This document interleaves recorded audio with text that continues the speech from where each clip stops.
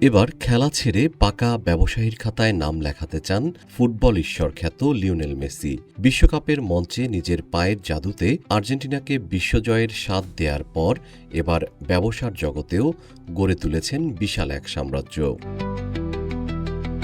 ক্যারিয়ারের গধূলি লগ্নে তিনি ইউরোপের পর্যটন খাতে বিলাসবহুল হোটেল ব্যবসার মাধ্যমে উদ্যোক্তা হিসেবে নতুন পরিচয় গড়েছেন। তার মালিকানাধীন MIM হোটেলসের ৬টি অতি বিলাসবহুল বুটিক হোটেল স্পেন ও অ্যান্ডোরার জনপ্রিয় পর্যটন কেন্দ্রে অবস্থিত। বিশ্ববিখ্যাত স্প্যানিশ চেইন মেলিয়া হোটেলস ইন্টারন্যাশনালের luxury brand the Melia collection এর অধীনে এগুলো পরিচালিত হচ্ছে।